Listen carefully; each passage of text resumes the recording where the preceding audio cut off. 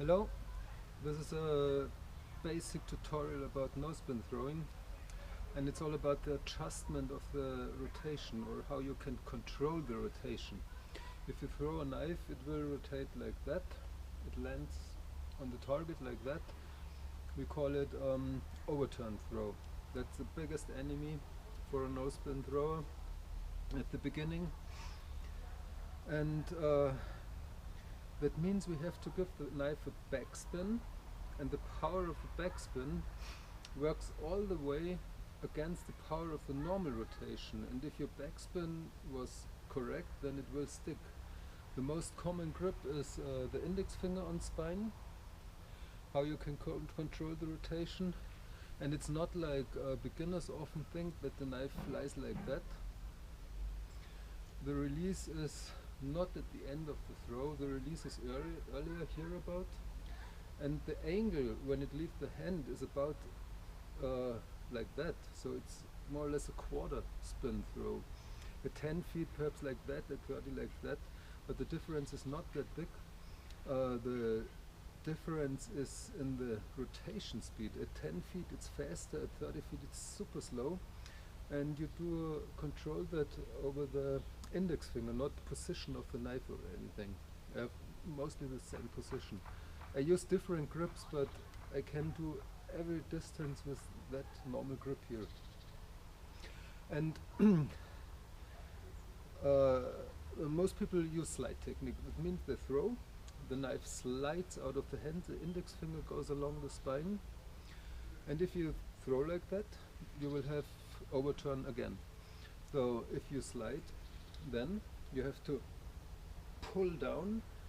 At that moment you press the knife downwards, which gives the backspin in the knife. So it's something like that. But I never was good with the slide technique. I do such a index finger push technique, something like that. Make the knife super fast, and it's the best and most effective and easiest tool how you can control the angle, how the knife releases the hand. I can use it at any distance, and I can always throw with full power at any distance, it does not matter. So I show you some throws, or 3 throws, all underturned now. That grip.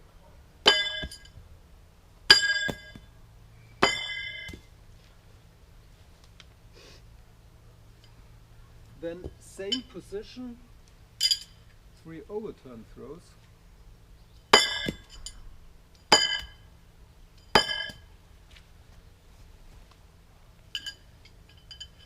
And perhaps 3 good angle throws.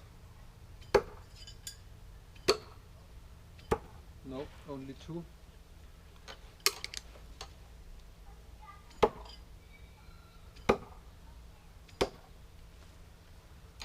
Okay, you see, and that is only, I change nothing, not the stance, not the distance, not the position. Again, 1 underturned, underturned again, overturned, good one. And when I throw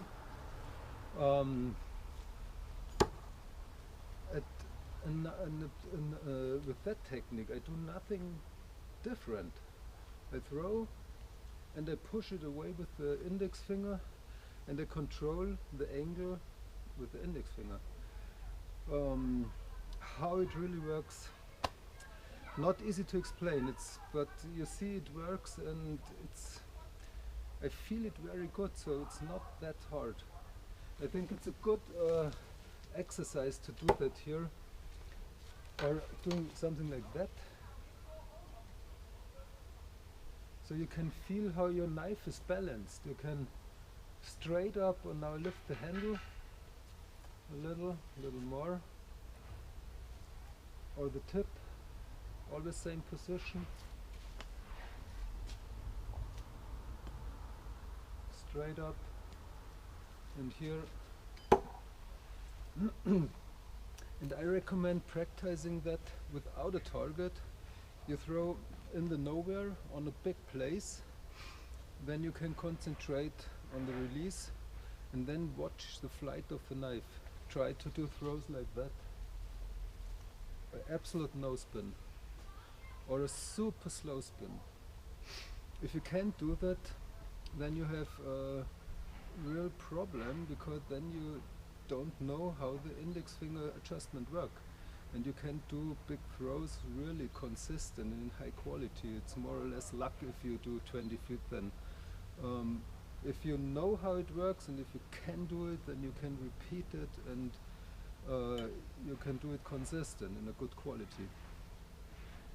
And I did that a lot, throwing in the nowhere with my shurikens. And there I learned to do throws with no rotation. That looks also cool when the knife is like that in the air. I think it's very important to learn that, because when you can do that, then give a little rotation and you can do big distant throws. That's very good. Okay. That's it. I show you some throws from 8 meter, all underturned, no sticks today.